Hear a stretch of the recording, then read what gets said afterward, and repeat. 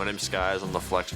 I'm Hyper, I play entry frag. I'm NJR, I play entry frag. My name's Eclipse and I bait my team. I am Mint, and I am the captain and support player. We are DarkZero.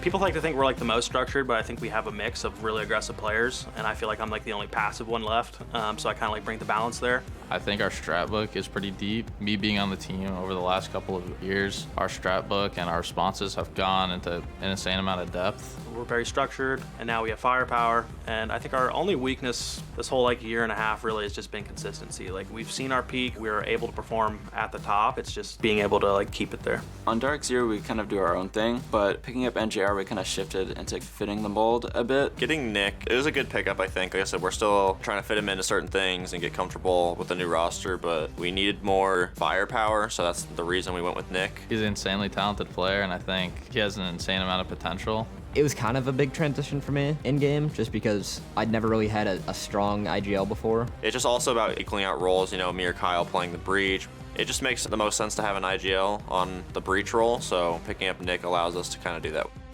Mirage picked up our former teammate, Hot and Cold, and I mean, we all have nothing but good things to say about him. Pretty important. We kept the same roster for a long time on Flipside, and the scene has progressed. It's at a point where you kind of need results pretty quickly. Switching to best of ones, I'm actually a fan of. The thing about best of threes is usually you end up playing the same two teams, and for us, we'd always play Space Station, and it was just getting old playing Space Station and TSM. So at least in best of ones, it's round robin, you play every single team. So I guess it'll be able to show who is the better team overall in the region. It's a lot more exciting, I think, as a spectator. Games will be really close. You have a week to prepare for a best of one. You normally know there's probably one map you're weaker on. There's always the hope of like, okay, it was just the first map. We have these other two maps. Now it's just gonna be, people are gonna constantly go their closest comfort. You know, teams should be kind of like bringing their best. There's not really any excuse. I'm very excited to play on LAN. I think it'll be much better than online because we haven't played on it in so long consistently. So it's kind of two different games playing online versus LAN, so it's gonna take time to adjust for everybody. If things can click with Nick pretty quickly, I think we can take top.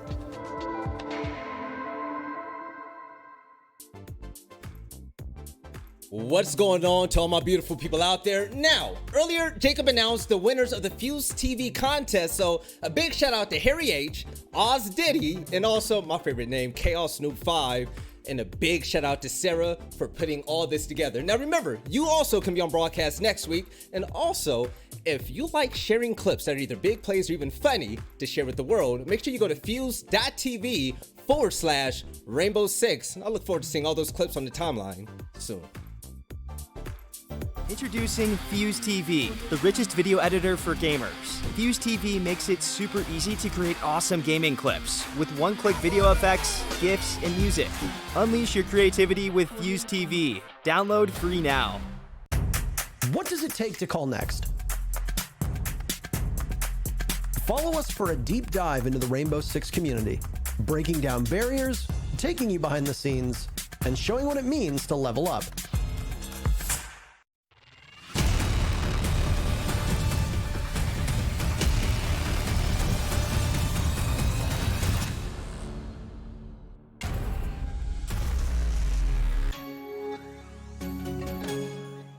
I'm NJR, and I play entry fragger for DarkZero. You're watching Rainbow Six NAL.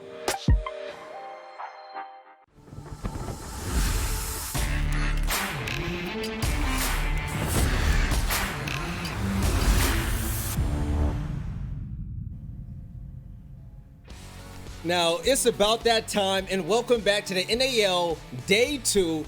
I'm your desk host, Veli, and I'm going to be surrounded today by some amazing analysts, Jesse and Jacob. Now, fellas, for this matchup right here, Soniqs against DarkZero, and Jacob, I don't know, but maybe it's just the sound of it. There's so much greatness in this matchup. Number one, we have DarkZero coming in, a champion from last stage, but also Soniqs that can cause an upset. How do you feel about this? I'm feeling really good. Soniqs had one of the most cohesive games when they played last week. Some of their players were neck and neck from a stats point of view, and they were playing lights out together as a unit. Whereas on the opposite side, DarkZero are coming off an overtime win, which for those of you who are unaware is only worth it's worth 2 points. It's not worth the full 3 if you win. Instead, you win in overtime, which means you have 1 less point. They had to scrape out a win, whereas the Soniqs kind of put the beat down on DG from last week. So this should be a barn burner. Yes, now let's break it down. Let's talk about DarkZero and Jacob. They have the most kills out of any team in the NAL. That's something that you called out earlier. But also, you say that Eclipse is looking like one of the best damn flank watchers in all of North America. What makes you come out with such a bold statement like that? I mean, to be fair, he's been playing extremely well.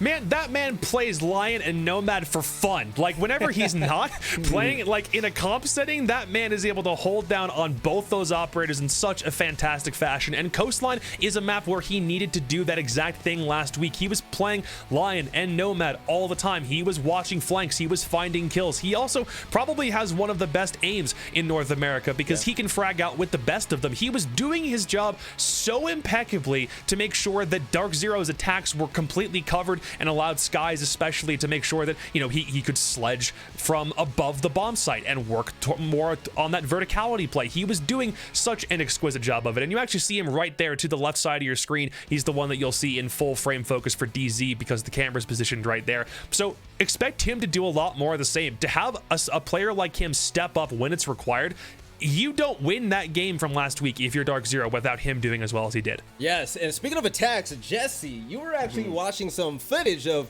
what was going on with DarkZero last week, and you had something to say about their attacks. Was it up to par from what we're used to seeing from this roster? DarkZero's attacks were not impressive to me, and I hate to blame it on one or two players, especially because I love this player. I'm a huge NJR fan. My cat, Spawny, is a huge NJR fan, but he was not putting the work in on entry. Both he and Eclipse, who was Jacob's golden boy apparently, were dying too early on their attacks. And the most important thing is these were two players that were playing crucial operators to the roam clear. If the roamers of Mirage were able to take down both the Yana and the Lion consistently on Coastline, that means you can't clear out the roamers. You have to stall out. You have to slow down. And DarkZero did that. Of course they did. And then they never had enough time to push in onto the bomb site. If they keep on losing those opening frags, their win rate is not going to go up from what it was last game. Yeah. Now, Jacob, this is going to be a good one, okay? Now, we all saw what happened to Mirage last game, and they're a really good team, but also you pointed out the fact that DZ looked like they were kind of struggling to pull out that win.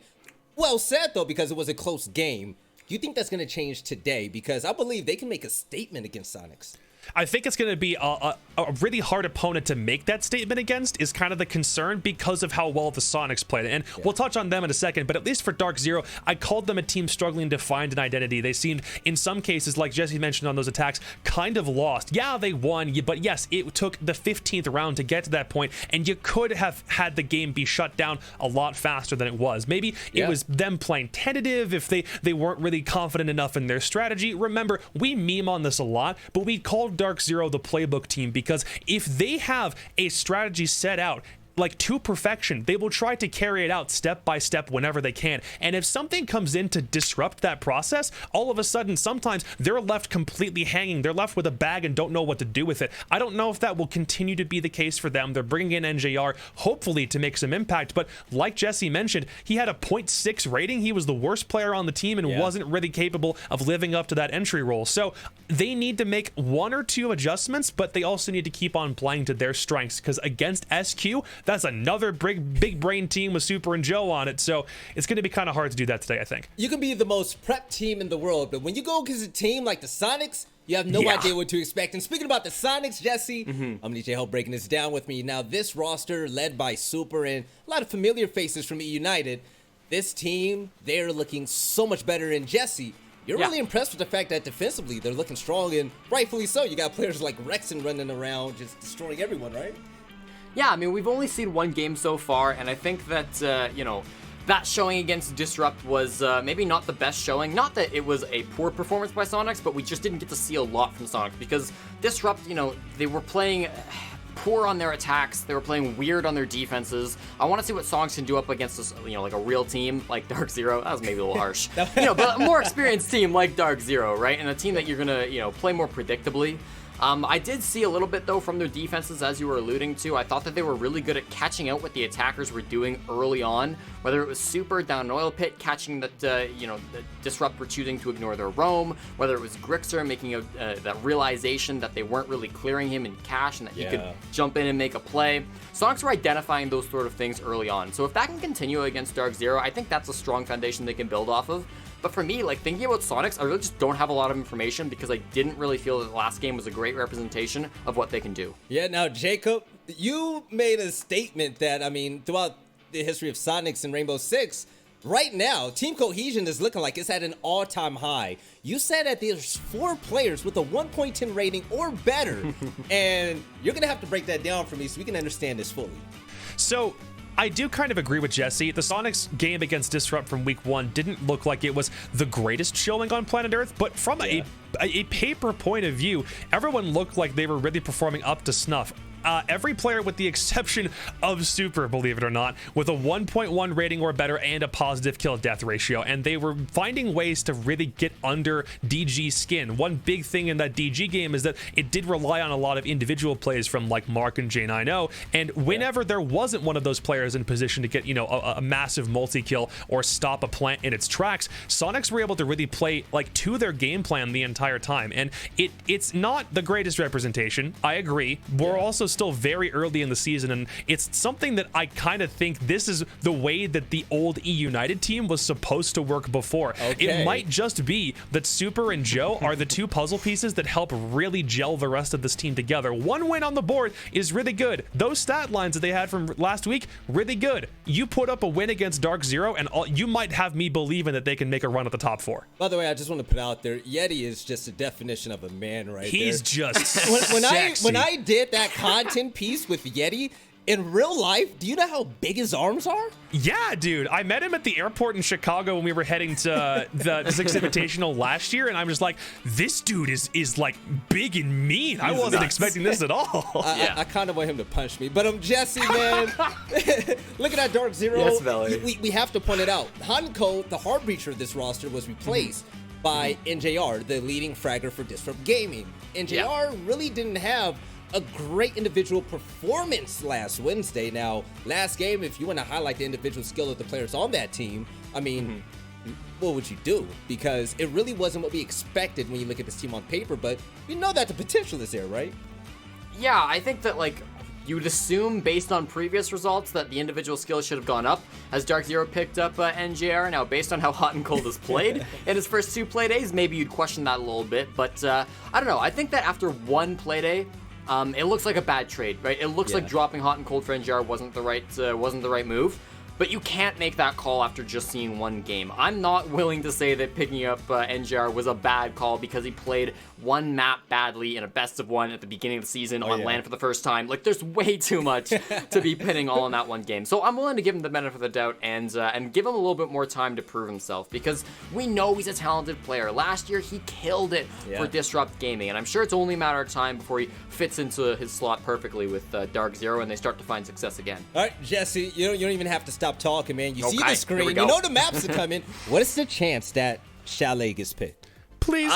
Maybe. I think that DarkZero have a very good map pool here, so they probably will ban out Chalet at some point. Clubhouse is going to be taken out. Yeah, there it goes. That makes sense. DarkZero are happy with a lot of different these maps. Coastline actually gone from the Soniqs. An interesting one because that was one where DarkZero struggled last week, and Oregon will once again be our playground. DarkZero have only ever lost Oregon once in official league play, just like another team that we've talked about.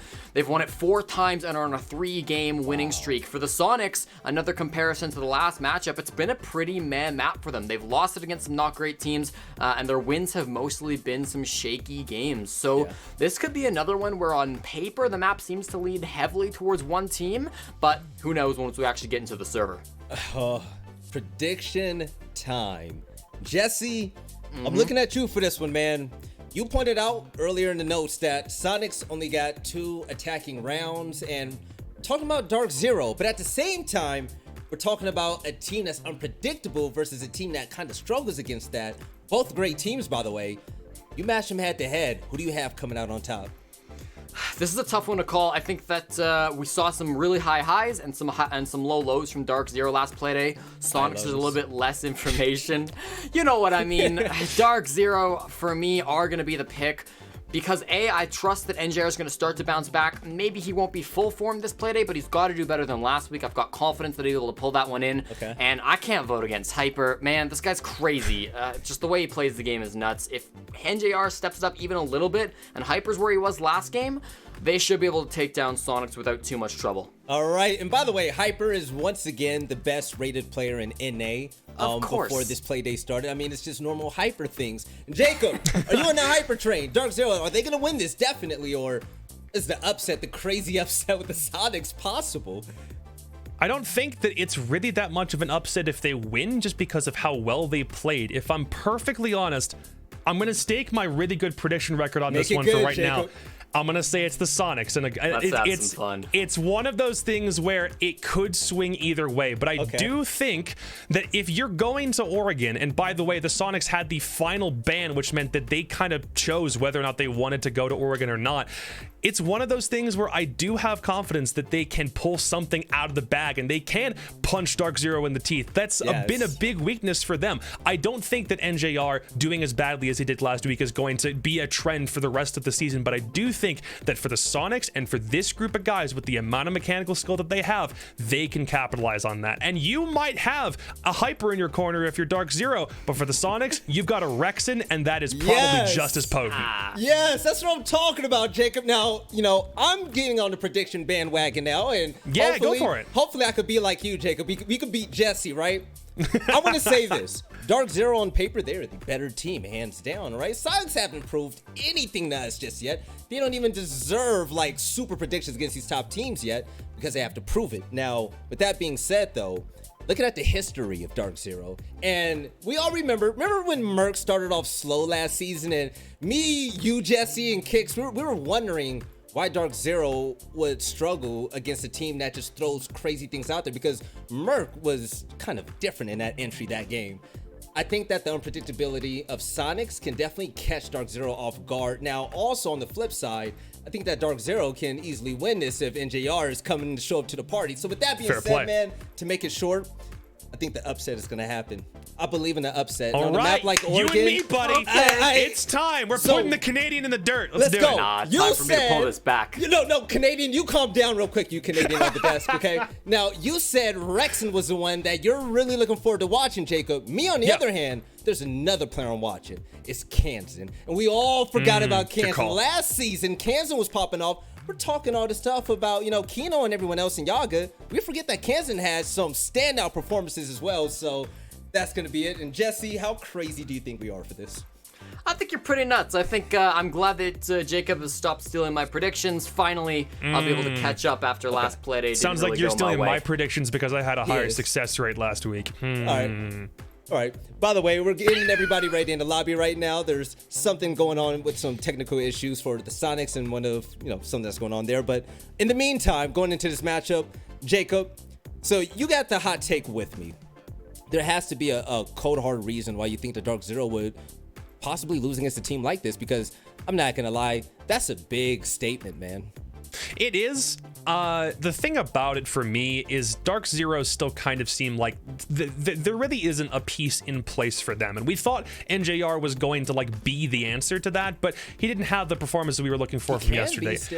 He absolutely can be. And I am with Jesse in saying that after one game, having one performance, it's probably not the place where NJR was really meant to shine. But NJR came in with a lot of expectations riding on his shoulders. He's not only replacing Hot and Cold, who is arguably one of the better support players that this league has ever seen. He's coming in and also expected to be a duo alongside Hyper from that entry standpoint. And that wasn't really what he was playing it, but he was losing a lot of the times he was trying to play inside that entry role. Hyper and Skies were the top two players that were on DarkZero from last week, and NJR was all the way down at the bottom of the scoreboard.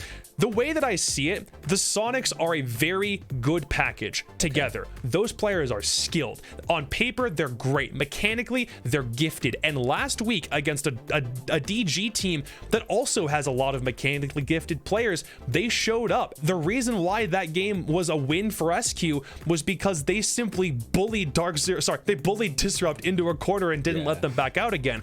you can do the same thing against a team like DZ. They're not winners all the time. They've been in that top 4 echelon in North America for a while, but they have a weakness. It's called getting in their face and doing something that they probably don't expect. You also have a lot of very smart players that are on that team. Regardless of the mechanical side of things, Super can be a cattle driver when it comes down to it. He can muster his forces to do really whatever he wants, and you have a coach who I said before, Joe Bro, probably has one of the more expansive strat repertoires that North America has ever seen. I'm trying to find a way to hype them up in a way that makes it seem like I'm not crazy, but I am going to allow the Soniqs to do what they do best and just kind of prove me right. Time out.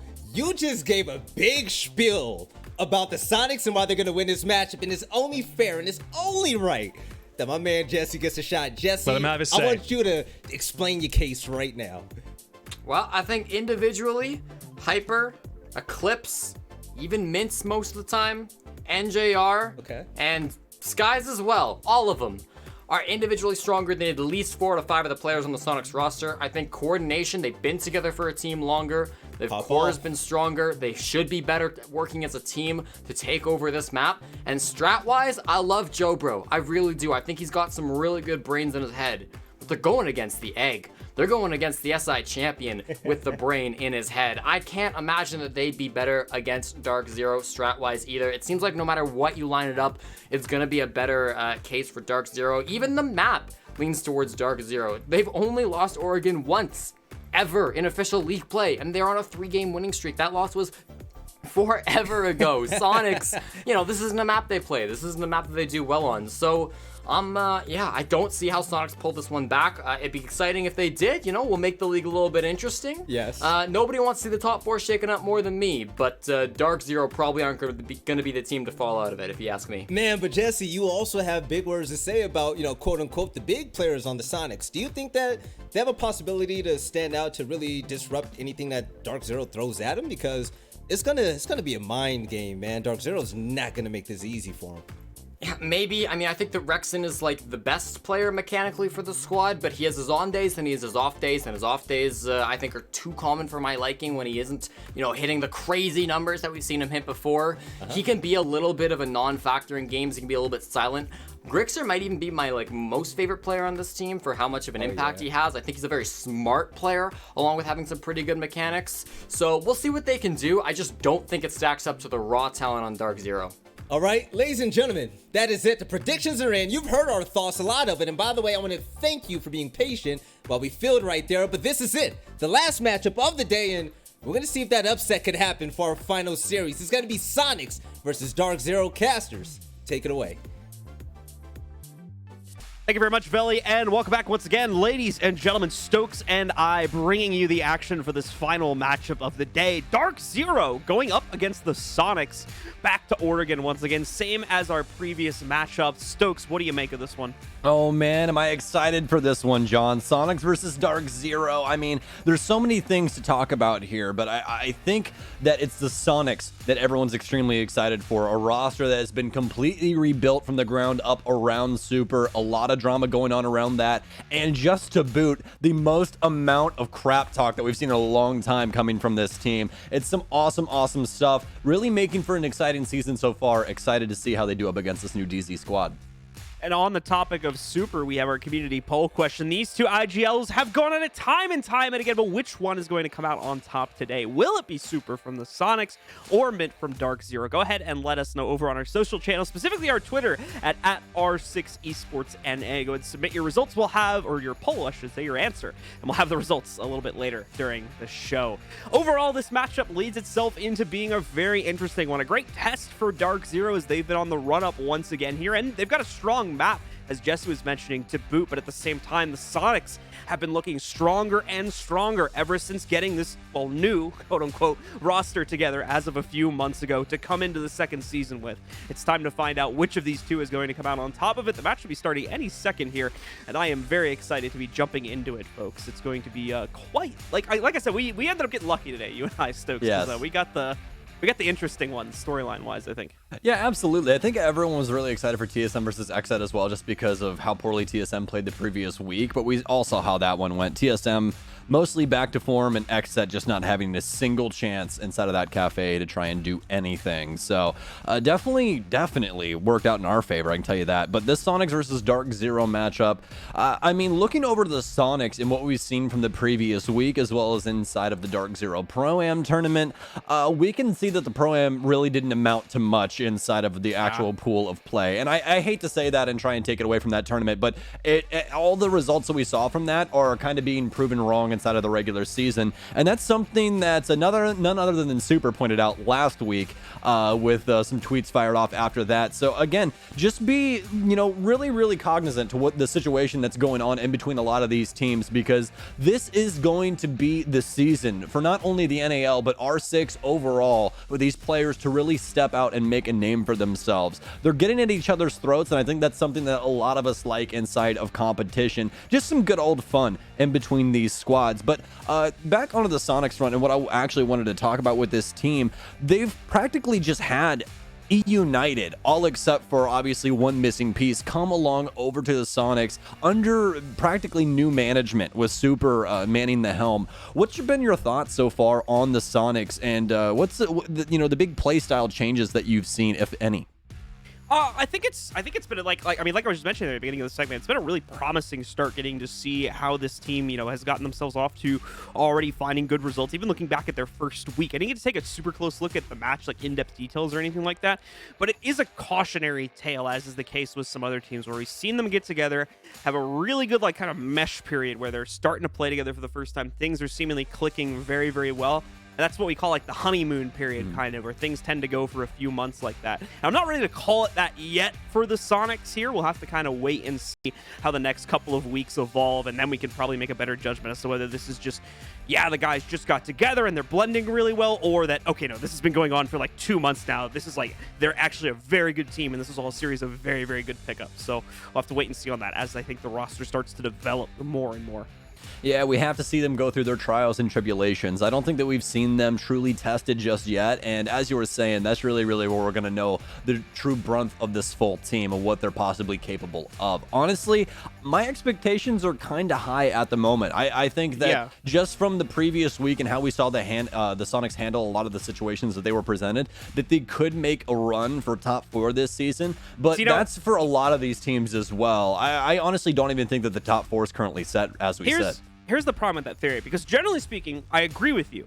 But the problem was we thought a lot of the same things last year about the Soniqs roster going into the first split as well. And unfortunately, that didn't end up coming true. Obviously, they had their visa issues, for those who remember, at the beginning of 2020. And there was a lot of talk about how if those issues weren't affecting them, they could have been top 4. When they finally got the players that they were hoping to have on their roster, though, when we got into the second stage of 2020, that turned out not to be so much the case. So we've got to be careful with these things about where we're placing teams earlier in the season, because it's a long season. We got a couple months of this, so we got to see how these teams develop. Anyway, we're getting into the match now, folks. It's our final one of the day. Soniqs versus DarkZero. Time to see who comes out on top on Oregon.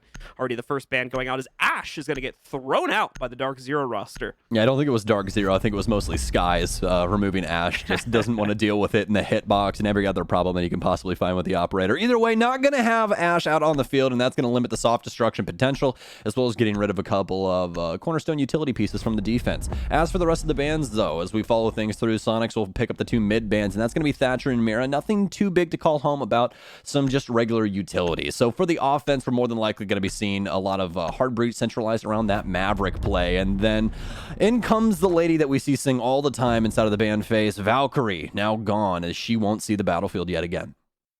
Yeah, so aside from the Ash ban, which is just more of a personal choice more than anything here, things aligning pretty well with normality for our bans. Nothing too out of the ordinary here, so we should expect fairly standard play as a result of that.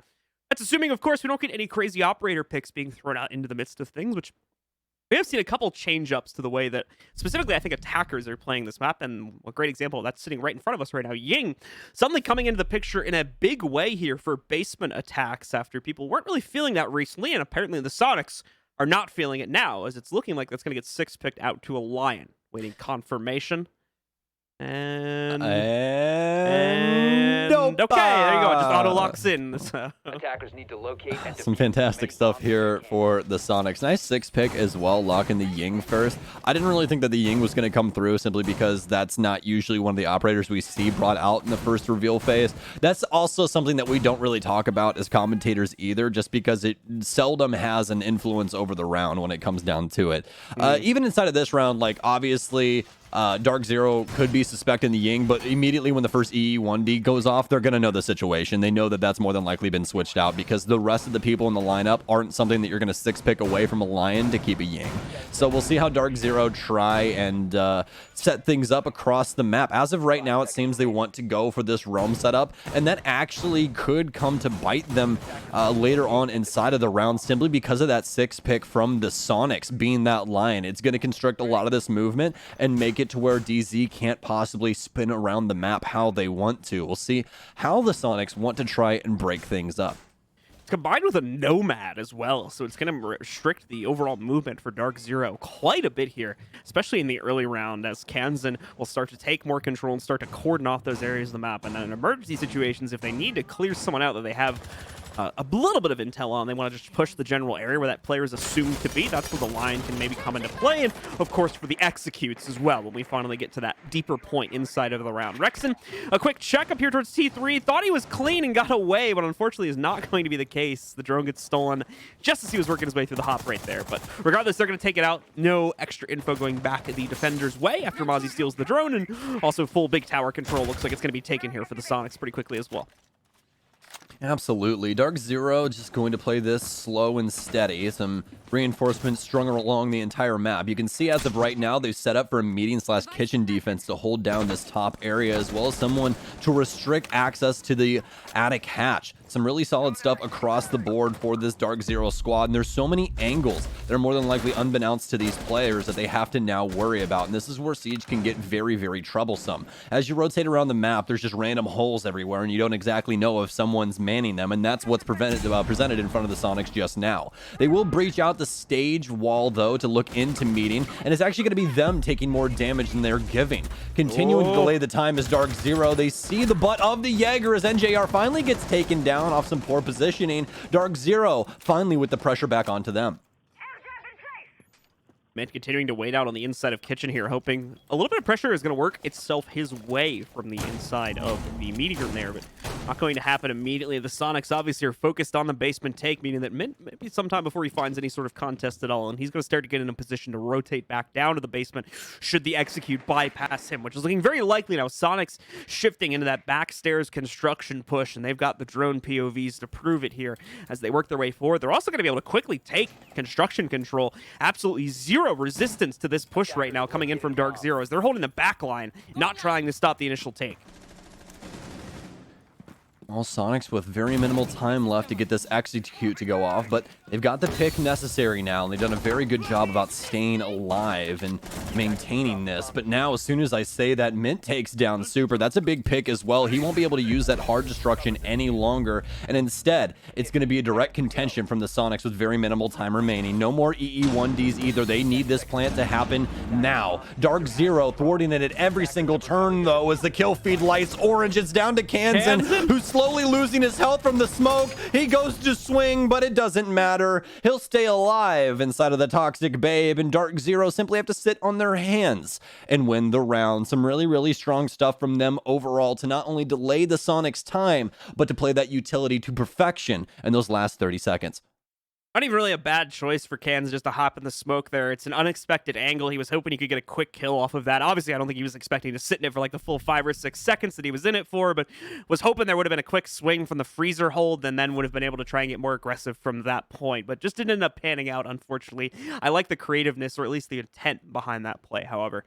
We'll quickly move up to kids after a successful defense from DarkZero. The back line strategy works out perfectly. The combination of the mute on that little wall going out from pillar to the inside of the site, along with the gas grenades blocking access from the inside of electrical and the general hold, stopping a push down the main hallway, made it pretty much impossible for the Sonics to be able to get deep enough into the site to reckon for their plant, leading to a shutdown in the favor of DarkZero. So really great hold from them in the basement. Time to see what they can give us upstairs.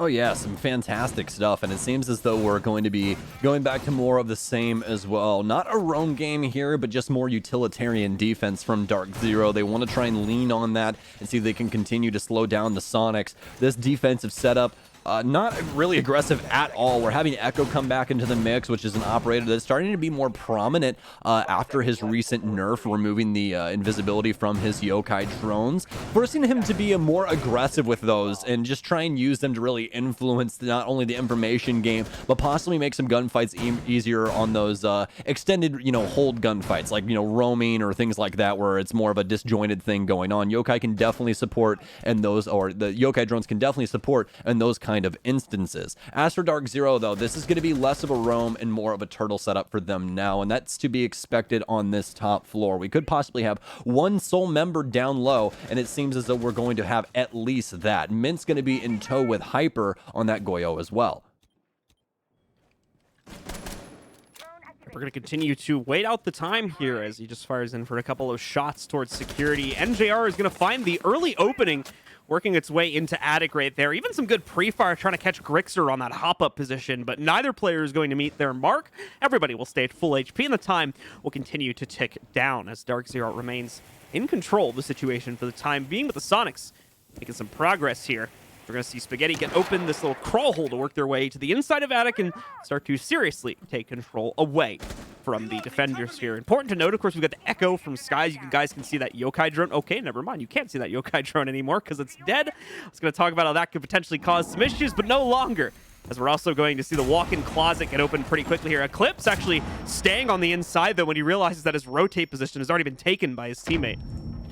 Oh, sad days here for Eclipse. They still have to play out the closet close, but that's exactly what this kit was designed for. SMG-11 and M590 for smoke. That could possibly be the difference maker here to slow down the Soniqs offense, but they're coming in so hot and heavy right now. Utility dumped in from Trophy, as well as some pressure put towards Master, but they're backed off once again by the defense. Toxic Babes pour out, as well as all hands on deck towards this area of the map for DZ.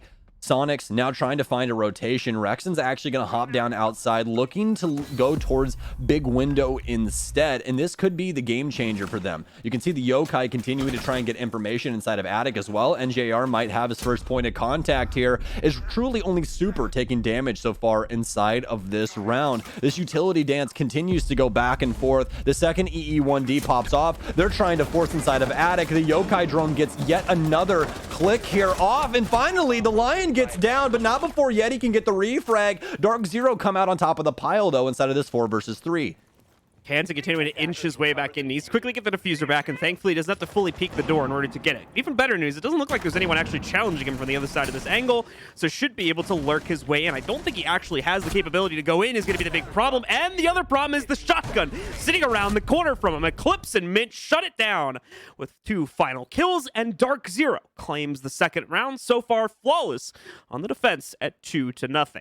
Eclipse is the silent killer of DarkZero, man. That guy is such a backbone when it comes to the site. Even with that wall open, he continued to contest it the entire time with not only his toxic smoke, but also that shotgun, and really helped keep the Soniqs closed off from the site. They truly never were able to get actual control and attempt to get a plant down. Instead, DarkZero simply keeping them at the door. Some fantastic stuff so far from DZ. The Soniqs, though, they've been getting a decent amount of map control overall. They've been able to get walls open and things like that, create new LOSs and everything that you expect inside of Rainbow Six. But when it comes to the actual execute, that's where everything is going wrong for them. And it seems as though DarkZero continues to win out inside of these engagements. And I really think this is where DarkZero overall tend to, differ themselves from other people inside of the pool of, teams. Is that DarkZero drill these kind of things all the time, and you can see how important that is for those crosses inside of those dying moments when you have multiple bodies trying to flood into sight,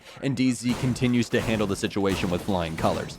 So with DZ being in control, they're going to go to, once again, the more open of the 3 sites they have in their rotation here. The Soniqs, a good possible attempt for them coming in here to steal some control away from DZ, maybe put a round on the board as well. That's all dependent, especially for this site, on how we see the early round go. It's been a pretty stagnant early and mid rounds so far here for the Soniqs in terms of their capability to knock out any bit of the roam game, if there even is any, to be fair, from DarkZero, let alone take the appropriate map control needed for execute. Now, that second point they're not having a massive problem with. We still see them be able to get to their executes, but unfortunately the follow-up into the site is where we're seeing them start to falter pretty heavily. We've yet to see that change, so time to find out if the weaker defensive site is going to help them whatsoever. Yeah, but this is the biggest problem right now for the Soniqs, is that they're not being presented any regular hand of cards. Oh, no. DarkZero are simply presenting them these impossible scenarios as the moment's given. That truthfully haven't seen this one just yet from any squad to actually move the deployable shield out onto the small tower balcony and play for the opposite window instead. And we're also going to have an aggressive hyper here as well, but what else would you expect from this man? Stun grenades in now, as well as some of my discs all getting caught up inside of the ADSs and discs over there. Able to get rid of the deployable shield finally is the Soniqs, but that's already sheared away 1 minute's worth of time from the offense, and they still have to deal with hyper inside of the office. So really, what is it worth? Case still down. They actually still have the shield. I heard a grenade go off, but I assume that was the shield being destroyed. Hyper still has such an opportunity to continue delaying time, especially with these ADSs being up. Finally, an air jab gets him, and Kansan will clean up the kill, but Hyper will make it worth his while as a minute and a half is off the clock. It's a good first find. As we saw, though, already one other player from the Soniqs getting lost. NJR inches away from potentially having one for himself there, but is going to remain stalwart. No noise intel given over to the Sonic side of things either as a result of that play. Still Showers control as well, or at least partial Showers control in the favor of DZ, but that might be changing over the next few moments. They are trying to swing their way in. Have to fall that back, though, after a couple moments of aggression. Trying to work their way in, unfortunately, don't lead to a whole lot now. This will be interesting from Yeti if it works, and it looks like it will. Grixer with the follow-up to make it happen as well. Goodbye to Mint. What a creative play from the Soniqs to get rid of the hold on the inside of Showers, and now open up a whole new world of possibilities for their attack. I would delete the game. I would just delete it right there. I'm so serious. That is such a rage-inducing play that the Soniqs just pulled off, and it's going to get even worse for DarkZero. And GR with a chance, and he finally does it, folks. But no, the Soniqs shut it down. NJR with what could have been his most influential round on DarkZero thus far, stunted as the Soniqs get their first offensive round on the Cafe Kitchen offense. Some solid stuff from them overall, especially with how slowly that round began with Hyper's play in the top of small tower. Shows you how important that hold is on the inside of both Cafeteria and Showers, though that falls apart and the rest of your defense suddenly looks a lot weaker. The attackers getting so much to work with there. Even the great attempt from NJR to try to lurk around them and pick them off there as well, and nearly turn the round back on its heels, but unfortunately not to happen. Great play from the Soniqs, great follow-up from that kill from the Soniqs to be able to get the control they needed to shut that one down. More importantly, put them on the board here finally. DarkZero was looking to take a very dangerous amount of control of the matchup at 3-0 had they lost that round, so things are looking a lot better overall for the Soniqs here. Now we're going back to the basement. We're going to have to see how Soniqs will adjust their own take to go up against what was a very, very strong hold from DZ on the last attempt, mainly focusing on holding the laundry area for the defense and not directly fighting against that backstairs and construction push that the Soniqs were trying to go for. Well, we can already see quite a few things changing inside of the lineup for the Soniqs. They don't want to bring the Ying or the Lion. Instead, they'll bring Rexen on the Yana, an operator that we're starting to see a lot more of given the recent changes. Also, just to remind you guys, you are going to start seeing a lot of let's just say unorthodox operators that you really haven't seen in the, Siege's past come into play this season across the entire board of professional play, simply because the Gon 6 now exists. That's that secondary explosive device, as well as a lot of these operators that were just easier to work in, like Yana, because of those frag grenades. So just be on the lookout for that because of those changes coming in, and just some really, really good balancing by Ubi this time around. So, but with that Yana in play now for the Soniqs, they're going to have a little help in that info department like they did before with the Lion, but they can more than likely capitalize on this just a little bit easier, given Rexen just truly having a hologram and be able to run in and find any info. DarkZero doesn't have a single thing to prevent that from happening either.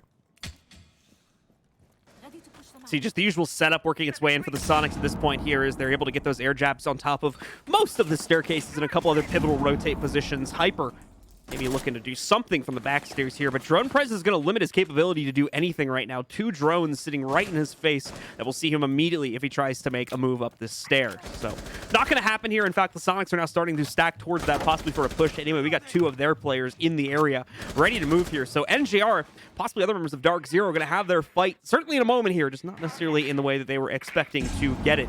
Run Prez one more time just to confirm the positions of some of these players. A frag grenade going out as well to try and see if anyone's sitting down below, dealing with some of the utility too, but once again, no damage done to the player base at this point. Hyper and NJR ready for the fight, but are they ready for the frags? That's the question here. Sonics still waiting to see their swing. That's going to be the drone from the Yana there. Her hologram getting taken out relatively quickly. Still no progress being made as of yet, though, as we inch up to that 1 minute mark, and the Sonics really start to complete their setup and get ready to commit to this one here. Gonna see a nice impact grenade. Actually knocks off about 25 of the HP from Rex and 2, but I believe wasn't thrown for that purpose. Was mainly thrown just to deal with the air jab sitting halfway up the stairs.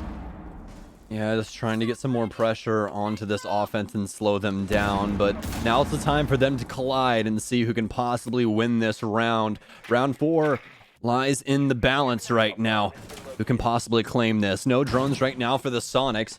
They're going to have to get aggressive sooner or later. Still just waiting for their opportunity to present itself, but DarkZero stands strong inside of sight. Multiple angles on multiple areas. Finally, the first leadoff pick. NJR gets a kill. Rexon finds one. NJR is now down from Grixer as the Sonics are taking control of the situation. Still have to deal with men inside of sight with the 81 that could possibly present a lot of issues as he takes down Super, who's overstaying his welcome inside of Pillar. The case is now down. Sonics need to try and pick this back up and get this plant opportunity set up in general. It's now down to Rexon, Kansan, and Grixer. Rexon with case control as they're working their way into stocks. They're only able to get one, but it's immediately traded back. Kansan getting lit up from the rear, but it's not going to matter. DarkZero win it on timer downstairs once again. DarkZero change up the game plan for their defense in that round, instead taking a head-on approach to stop the overall push working its way in from the Sonics, and it works, albeit it's a little bit scarier on the closeout from them, as there was definitely a lot of situations in the midst of that round where the Sonics, especially on the XQ, where the Sonics could have easily turned that into their favor and won it, but fortunately DarkZero was able to win out the majority of those late round gunfights there and be able to control things as it got a little bit too chaotic for the Sonics to handle after they were losing too many of their players trying to get down construction as well as those back stairs too. We'll see if DZ well, we're not going to get to see that again actually because it's locked for the second time, so won't be going back to that site. DZ have a kids dorms defense coming up here on the 5th round. Only 2 rounds left here. Once again, solid impact being made by DZ on the defense as you would expect for Oregon, but to be careful here not to get too many rounds, otherwise the Sonics may be drifting themselves into a territory where they won't be able to work their way back in the second half, or at least it'll be very difficult to do so. Yeah, rough water ahead for the Sonics, but we'll see if they can possibly pilot the boat through that. For DarkZero, these defenses, especially downstairs, have voted extremely well for them, mostly on timer, and I feel like it's not only been the amount of time that they were able to delay in the first one, but in that second one especially, how DarkZero was able to handle the lead-off engagements, excuse me. We saw DarkZero posing a threat towards Sonics the entire time, even with the hatches being opened, and that's why Sonics took so long to actually engage with them and clear out those initial areas. But the problem was, once Sonics cleared that out, they didn't actually have control of the site. They simply had the lobby control, let's say, to the actual area, and DarkZero already had crosses set up for the actual site. So when they actually try to go and push in there to get the plant down, they run into even more problems because they don't have the intel to try and, know the location of those site players. So far, this has just been played so very well from DZ. Let's see if they can continue this beautiful defensive half.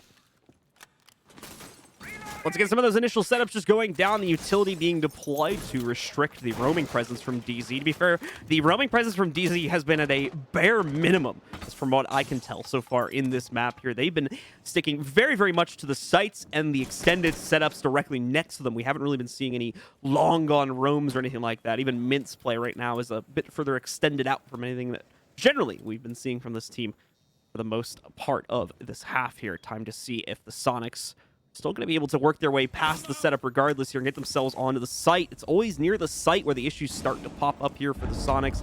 Obviously, roam game being pretty non-existent means that the other parts of the map clear are not going to be too troublesome, but it's these hard lock players like Eclipse sitting on the other side of walk-in as well as covering the connector door. It just seems so hard to deal with for the Soniqs here, and they haven't figured out an easy solution to knock these guys out consistently, save for the one attack they had on Cafeteria. Well, Soniqs back at the exact same point that we've seen them a multitude of times before. They're getting closet control. They have Trophy, and the work's already begun on Attic. Master now completely open with a chance to actually work their way in, but I really doubt that Eclipse is going to give them even some sort of a chance, but it's not even him. Instead, it's Mint to strike first with the Nitro Cell that takes down Rexon. Lots of damage to Super as well, and very minimal drones right now for the offense. Grixer now working his way in through Attic, but NJR doesn't even want to give him the opportunity. He'll just lie in wait instead, when the actual frag will come from Spaghetti Yeti outside as he takes down Skies inside of dorms. Great lineup from Yeti there. A much needed turn in the midst of this round, but it's turned right back into the favor of DarkZero a moment later there. NJR finding the pickup against Grixer. Yeti going to try to rotate himself over to White Stair. Super also ready to hop into Attic potentially, or Big Window later on in this round. It's coming down to the wire yet again, though, for the 5th round in a row here as the Soniqs need to make a push, and unfortunately they have to make it with suboptimal health, suboptimal intel, suboptimal man count. It's just not looking great for them, but they've been able to do it once before. Time to see if they can do it again. In they're gonna roll. It's a 1-for-1 trade to start things out. Yeti knocks out Eclipse. Mint takes down Super. Kansan and Yeti, but now the last two, and now only Yeti remains. 3 seconds left to make the play. He's got his sidearm out to try and move just that inch or two faster through the Banshee, yet it won't matter, unfortunately. Hyper takes him down. It's yet another round on the board for DZ. These are just perfect defenses so far from DarkZero. They're not doing anything magical. It's really just down to the setup and how they're playing these engagements, forcing the Soniqs to wait on that timer and make them make the aggressive moves. I mean, even inside of the last 20 seconds there, we saw Kansan try and bait out I assume Eclipse from inside of like the master closet. Like, that guy's not going to aggress on you, Kansan. You're on offense, man. He doesn't care about you. He wants you to push.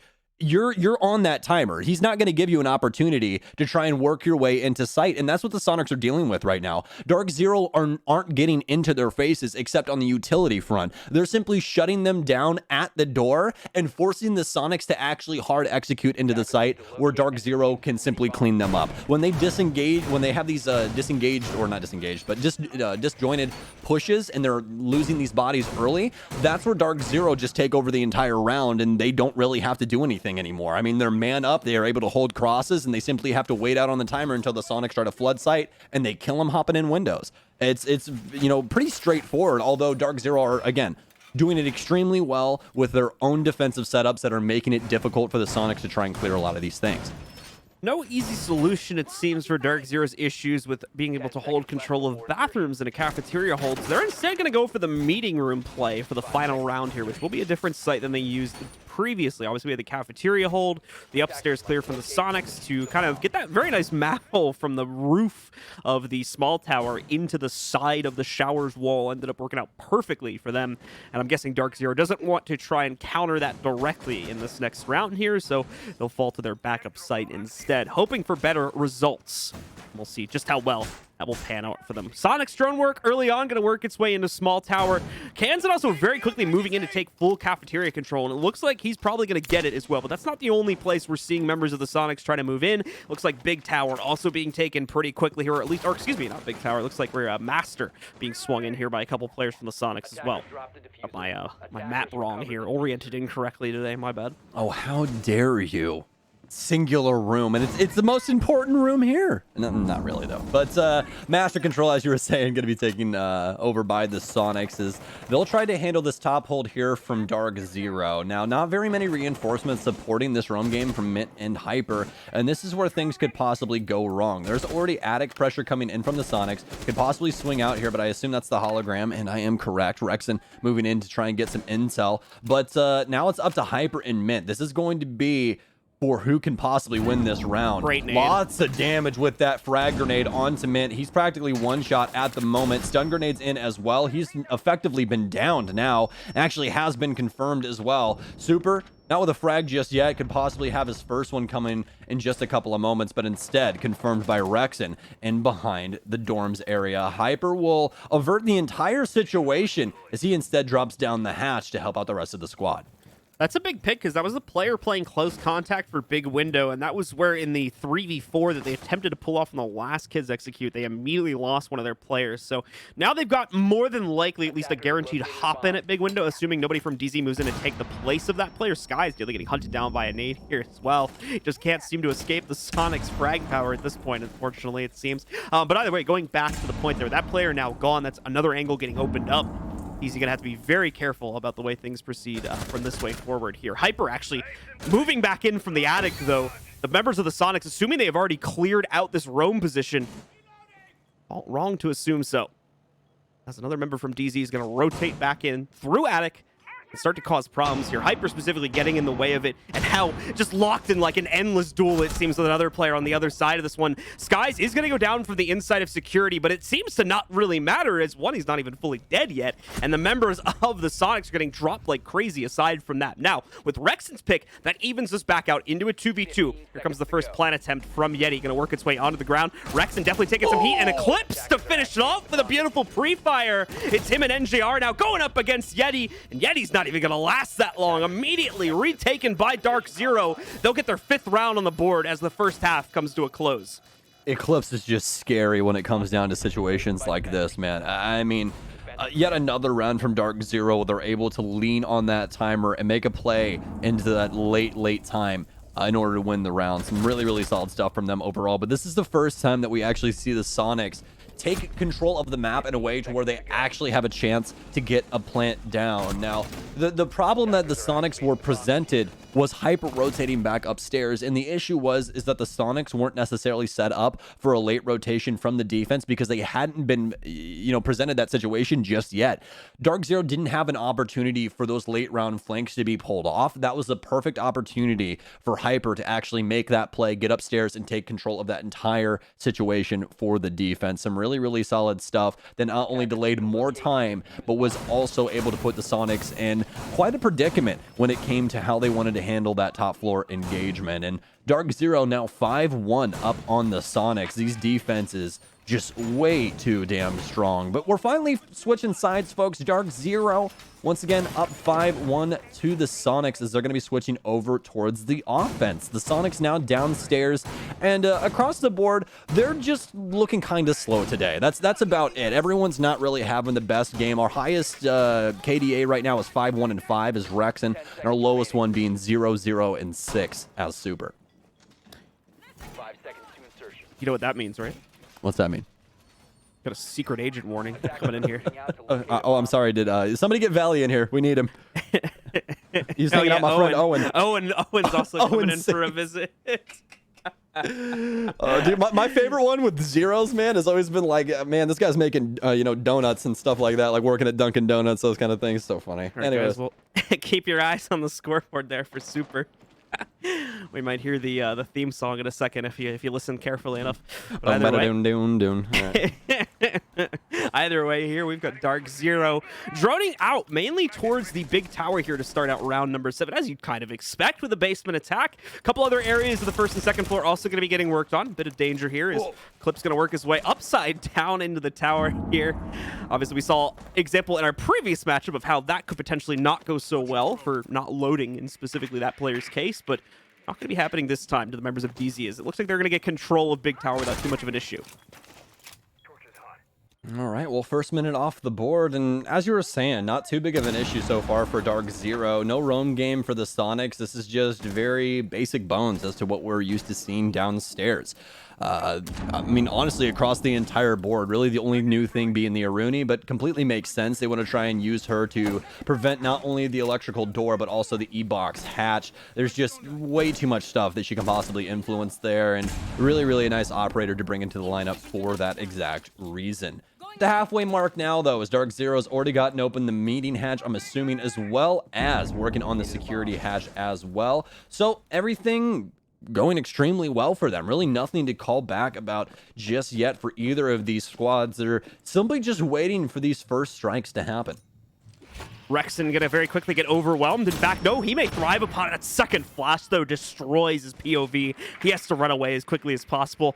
And to get avoided by a drone spot, but also in case there was a drastic follow-up from the members of DZ, he would have had to avoid that too. Thankfully, not going to be the case, though. So Rexon, along with the rest of the Sonics sitting at the bottom of the staircase, will stay alive and continue to waste out that remaining 50 seconds still sitting on the clock. They're going to try to chuck in their frags here. Problem is, you got magnets, you got Soraya gates, you got a lot to try and work past, and not a lot of time nor utility to try and do that with the X-Kairos also getting denied here by Grixer. The nade goes in, does not deal with the Soraya gates, so in a few seconds here, Grixer may have it as an option again to try and redeploy here.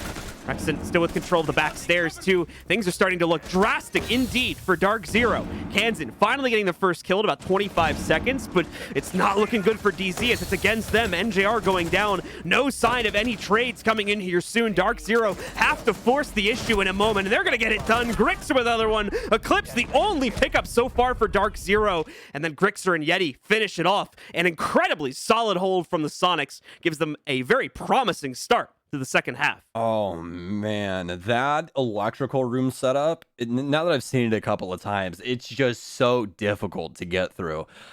So what they're doing is not only are they setting up the laser gates on every door and hatch that's available in there, so obviously the one going to pillar, the one going to site, and then regular hatch, but they're also adding all of those Wamai discs to the ceiling like we saw right there, and you were talking about, Blue.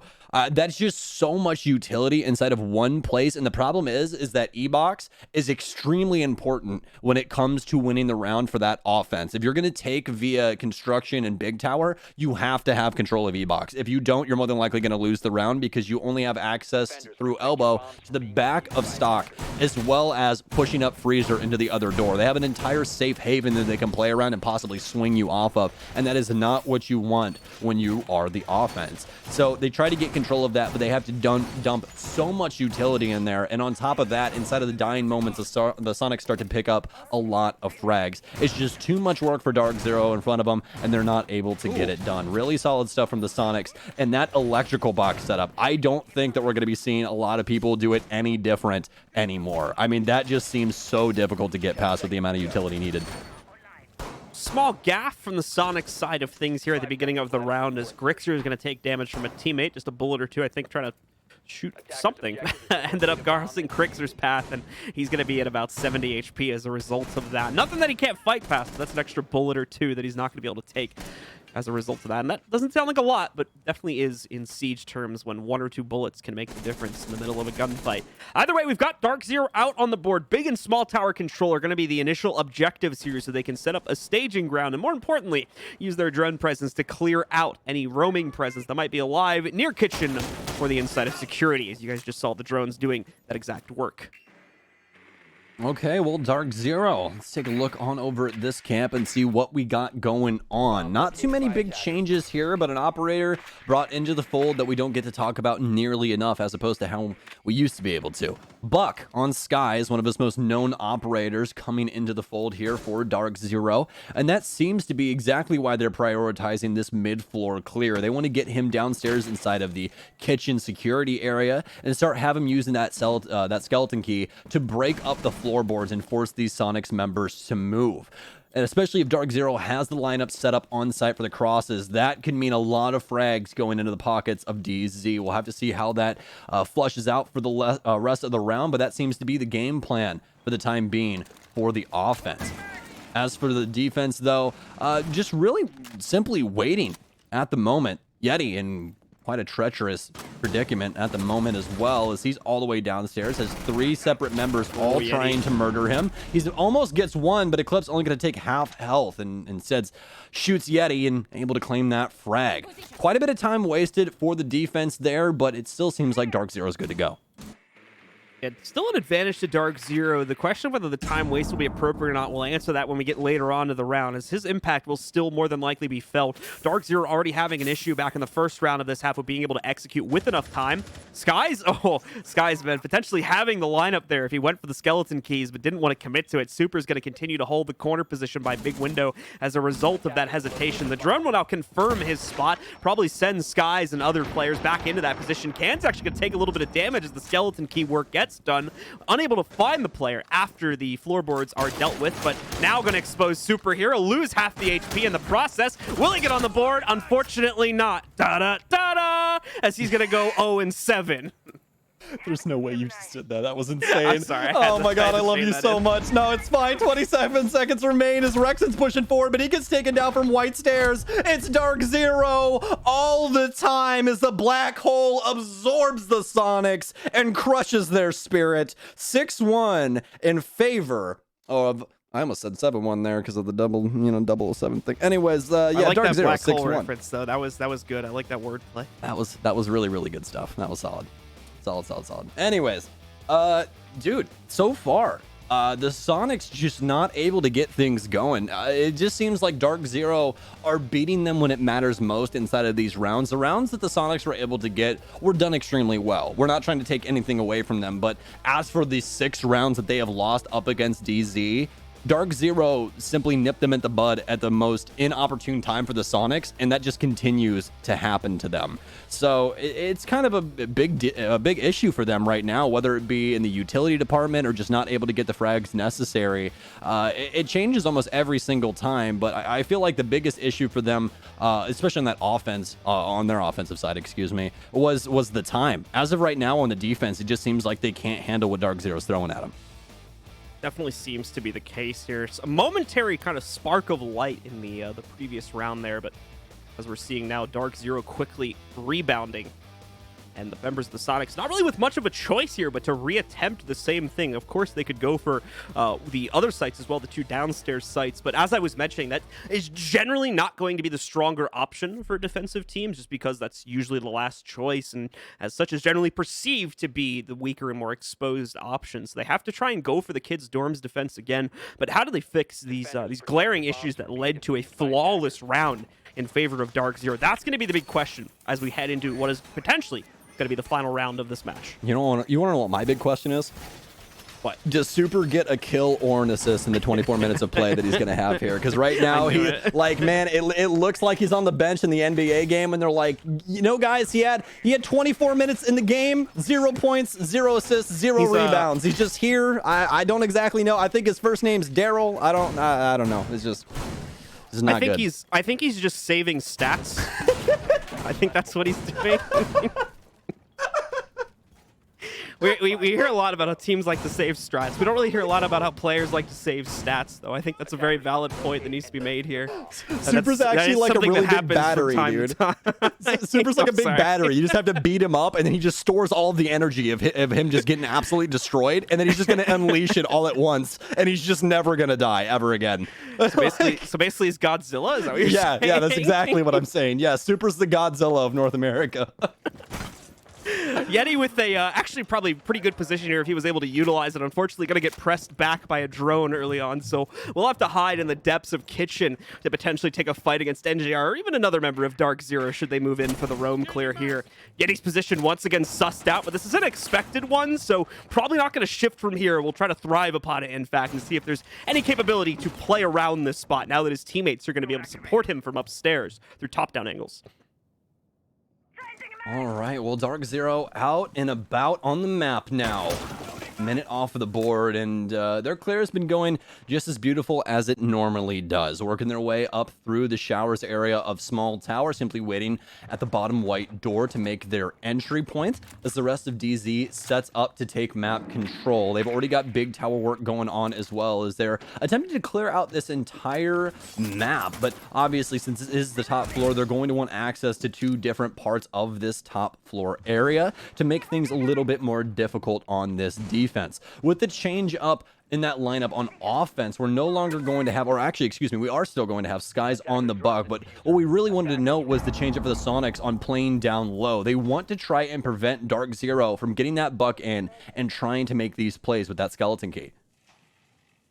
Going to start to get a lot more tense here as we come down to the wire once again. That final minute and 15 seconds as we approach it here. The Soniqs still looking to hold on here, and at the same time still looking to try and leverage kills against the DarkZero members. I mean, we've got a couple people pretty far out and exposed too, still roaming on the first floor. This could become problematic for DarkZero if they don't have a great handle on the current lineup here. A lot of potential flanks to line up against these players, just like we're seeing here. Rexon finding the first pick against NJR, attempts to trade that back in are coming in now, but so far not happening. Spaghetti's position, or not Spaghetti, Yeti's position, just too strong here, as he's going to be able to take out Hyper and one other player as well. Grix are getting one too.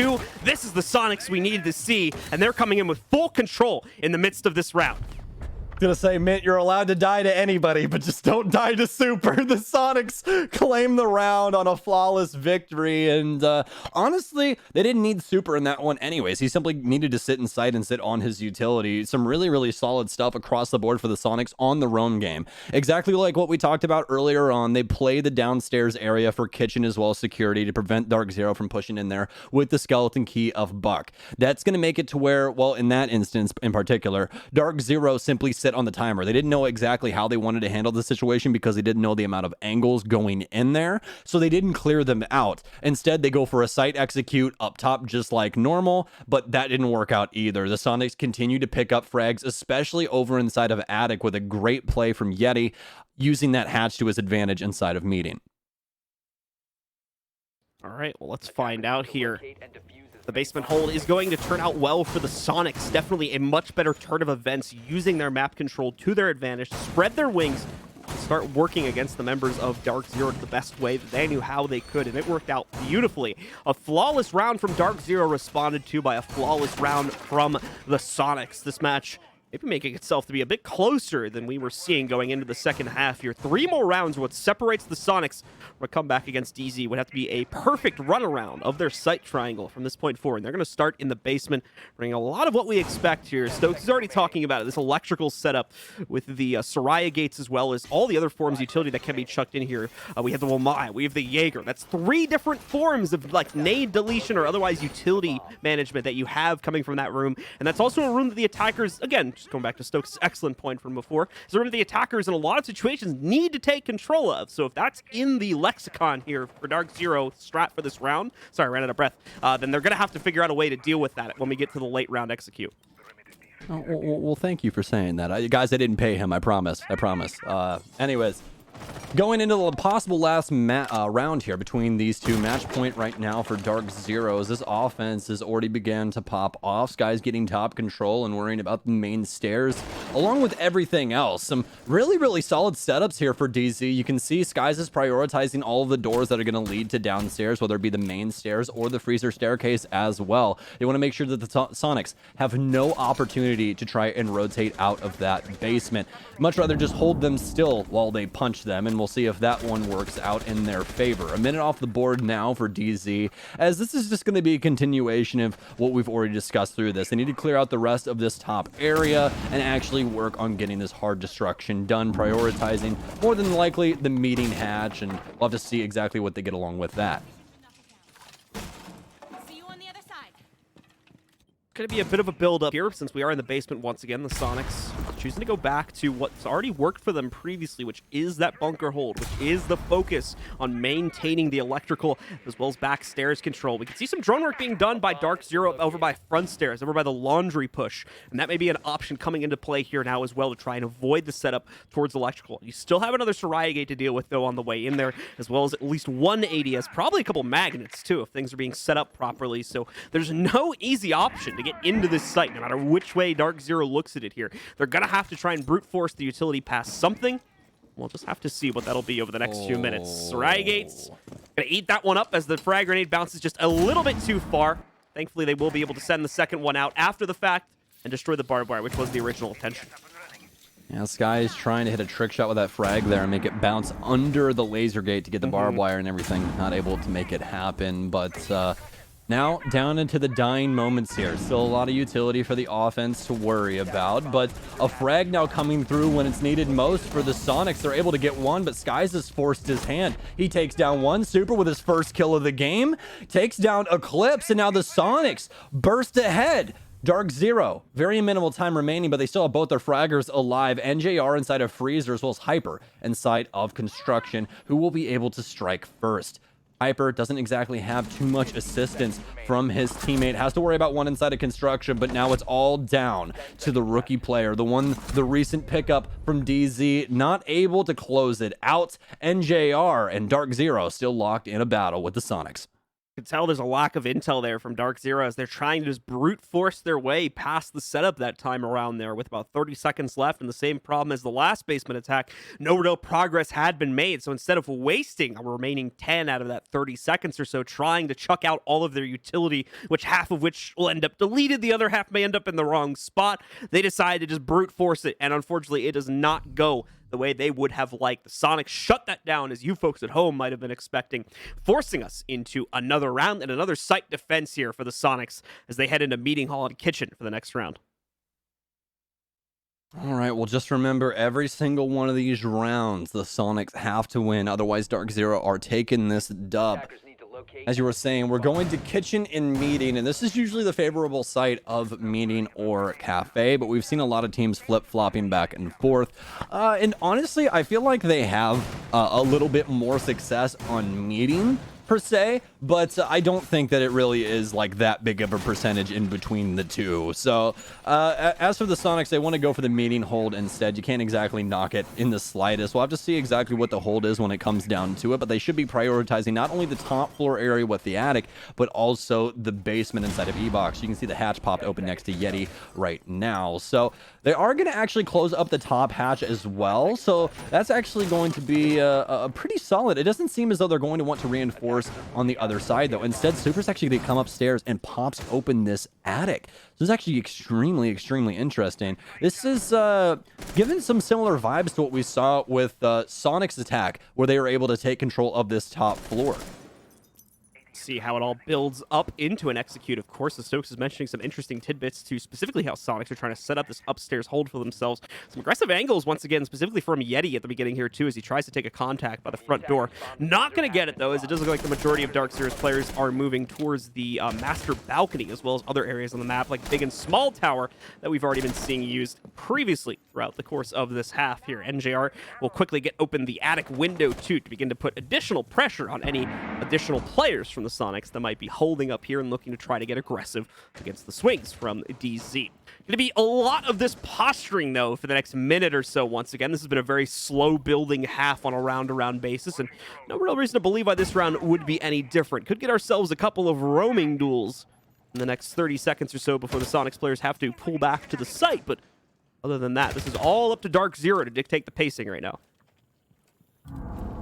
Yeah, and it's quite the slow one for the time being. DarkZero trying to understand exactly what's going on inside of this building before they step inside, and you can't exactly blame them. There's a lot of Sonics members simply around the entire map. Grix are all the way over inside of Tower, some Dorms players as well. There's just a lot of action to be had here for DZ. Some good drone work will find Rexon inside of Concrete, as he'll be able to get 2 drones, but no one capitalizing just yet, and this is definitely looking like a DarkZero offense here, as they're going to be slow to the upswing, but can't complete the actual take. Kansan gets one, Grixer gets the other, and DarkZero falling apart at the seams. Another frag grenade in for Mint, but is actually going to get eaten up. He can't seem to find a singular person to try and help him with this situation. Finally able to take down Rexon as they enter the last minute, but it's continuous engagements across the board here for DZ. They are not able to find an equalizer that they were so desperately looking for.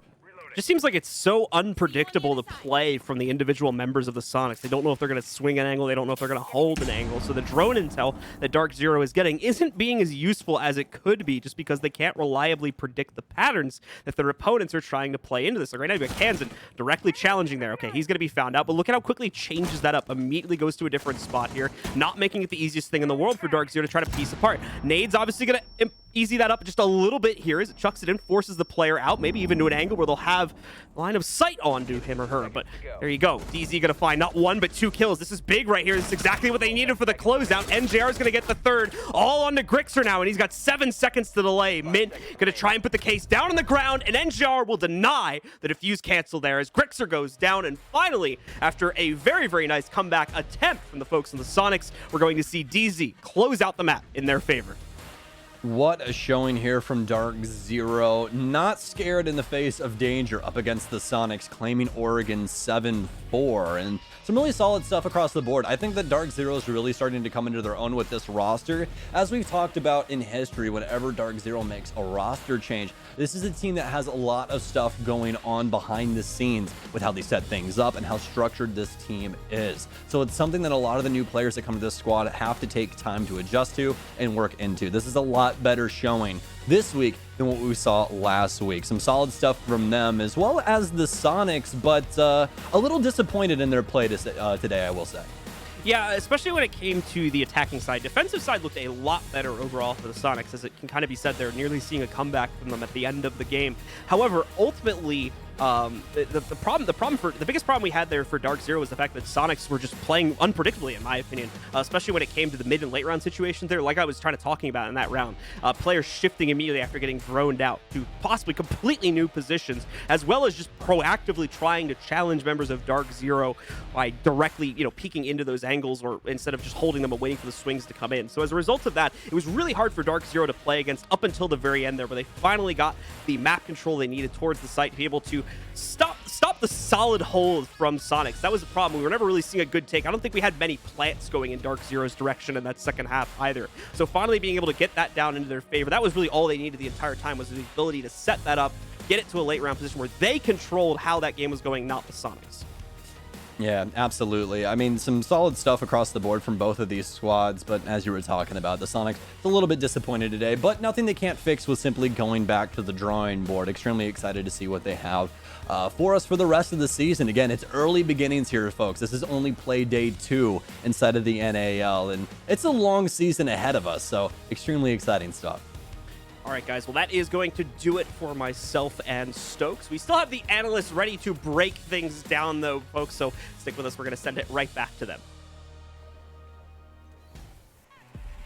Thank you so much, Blue and Soaks. And for the last match of the day, it turned out to be a good one for DarkZero, at least. They turned up and beat Soniqs, and the comeback almost happened. But fellas, Jesse, Jacob, break it down, man. What did you see this matchup? This is one of those things where I kind of wish people could hear our comms in our own call while we're waiting for the match to be over, because it was the story of the Ash ban, very much so. So much utility needed to get cleared. There was both a Jaeger and a Wamai on the board, which I believe is one of the first times that we haven't seen Wamai banned today. No, my mistake. Last map too, yeah. So he's up, Jaeger's up, Aruni is up, Goyo is up, so there's more shields. You play a smoke oftentimes. There's bulletproof cameras that you have to take care of. Let's break it down, Jacob. We're going to break it down. Look at it. Come on, man. You ban Ash and you expect people to clear utility with almost nothing to clear utility with? What are you going to do? Yeah, that last laundry hold that we saw from Soniqs too, like I counted everything with the clears that you needed and the explosives that you needed. Assuming that you don't want to clear barbed wire, you needed 15 throwables, a mix of both explosives and clears to get through the Surya gates, the ADSs, the magnets, the shields, the wub-wubs, the everything. There's just far too much utility, and this was a grueling map that really did test the teams that were attacking on both halves. But I think that the team that managed to work around that, managed to eke out some attacking victories, even when it's very difficult, was the one that was able to get the W today. Yeah, and also, shout out to Predator for these highlights. These are the match replays powered by Predator, and all the pretty laptops you see us throw up on the screen, the one that Jacob please doesn't give me a laptop, right? please. Yes, please. Look at the post-map stats. Yikes. Jacob, I'm going to have you earn your paycheck, man. What do you see right now? Because it is so lopsided. Well, I see Super going 1-8, which I don't like. Though we did talk about it a little bit in that if Super isn't going for kills, it's not like it's unintended. Like if you're playing support, you're not supposed to be getting all the frags in the world, and that's what Super's doing. He's support IGL, but still 1-8 stat line's never something you want to see. You know, he had some bad rounds, argument though. too. He like, did. Come on, though. What was it? I'm trying to remember which round it was. Jacob. It was dining, wasn't it? Yeah, it Yeah, was it was round dining. 3. He runs in, like Soniqs win the round, but Super doesn't do much to help in that case. He just jumps into small tower and dies, and the rest of the team has to find a way to work without having a Habana on the board, and they only had a Maverick left. So, not the best thing in the world. Yeah, I mean, there's a difference between like a rookie who's never played a competitive Siege before subbing in for the team captain, going for 0 frags, and Mr. 1.8 turning to Mr. 1 and 8. We really can't judge these the Bond two. references were so tight today. Thanks, John. Jesse, who are you nowadays? When I first started this broadcast with you, you were nothing like this. Veli, I started winning my predictions. I can't believe both you guys went for this squad. That's probably on you. I gotta say, NJR stepping it up. I never doubted him. It was good to see him back on the server today. I think starting on defense was a huge momentum shift for him. You'll love to see it from the rookie and the new player on the team. That was great. Production put it on screen, man. I chose DarkZero from the get-go. I don't know what you talked. That was Jacob. Rewind about an hour in the broadcast, and we'll see him making a big case for SQ. No, Jacob, stop. All right, so Jacob, if I'm going down, I'm taking you down with me, sir. That's fine, man. Jacob, this one's for you, man. You said that DZ wasted a lot of time utility stacking, and you spoke about it during the Predator match replay, right?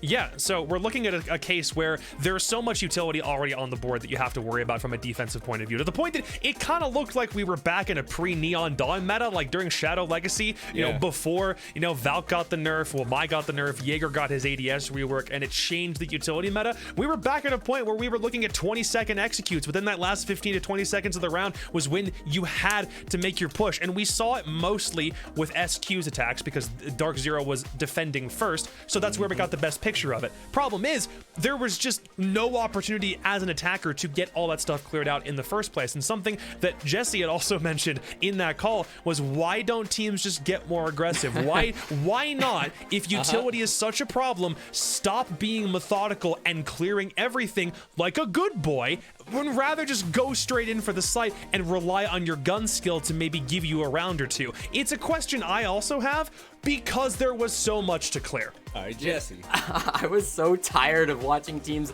stare at E-Box hatch for 2.5 minutes. I was just like, just throw it down laundry. Just throw it down freezer. I don't care. Just move. Yep.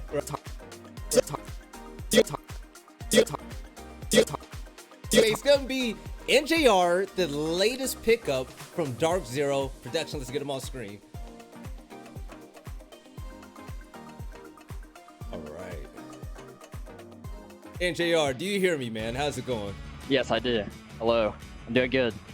All right. How you feeling, man? Congrats on the win, first off. But, I'm wondering, and everyone else out there is wondering, how much of a difference is just the mindset, the atmosphere, and everything else for DarkZero? I mean, we're not putting down Disrupt Gaming, but just how different is it coming from there, your first ever professional team, to a team that has won a major, to a team that's on top of the leaderboards, on top of the standings, and a huge threat in the NAL?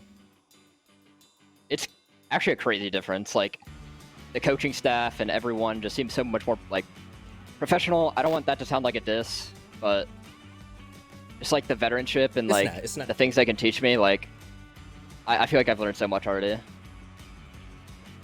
Yeah, I mean, it's safe to say because you have some really big OGs and veterans on that team. Mint, BC, even Bacon, right? Now, when you were recruited to be on this team and knowing your role, did they have something to say about that? Like, was there like mention of there going to be a change, you slow it down, them wanting to just set you free to go out and kill everybody? What was your desired role on this team that they wanted you for, which is why they got you out there? I mean, my role's been the same. Coming from DG, they surprisingly, I didn't really I wasn't really told to change my playstyle much, so yeah, I feel pretty comfortable already, to be honest. That's really good. So last week we actually saw you with a slow start, and this week we saw you tear him up. Let's be completely honest, right? So what was the biggest change? Was it something mental? Was it you just not having opportunities back last week? Or do you just have a better feeling of playing with this roster? I mean, I don't like making excuses, but I do kind of feel like I got smoked a couple times last week, but I mean, that's whatever. I mean, I knew I was better than that, so I just got on top of my my Poya. I respect it. All right, so NGR, last question, man, and then I'm gonna have you say whatever you want to the fans out there because DarkZero has an army, right?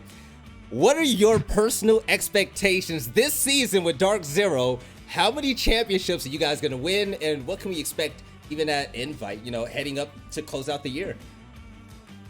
Well, we're looking like first place right now, so that's expected.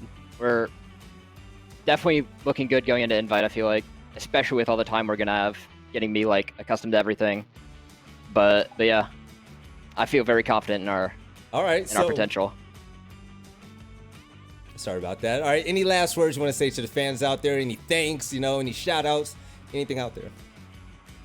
I mean, I just want to say thanks to the fans. Like, I feel like it's been a whole crazy experience coming here. Like, a true large fan base. It's surreal. All right, thank you so much, NJR. I wish you all the success in a row with DarkZero, and good luck next week. All right, man. Thank you. Anytime, keep fragging out. All right, fellas. All right, Jesse, big smile on your face, man. First thoughts. I mean, it's just so good to see him pop off and have like a good game.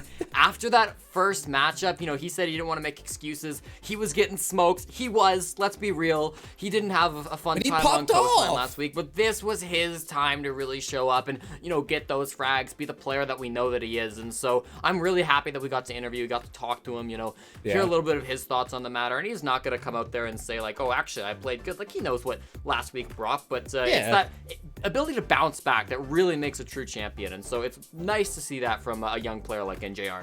Jacob, how funny is it to see like some of the top people just go absolutely insane in the game, and then they get on an interview, and you saw NGR like trying to hide his emotions and whatnot. That man is cold, man.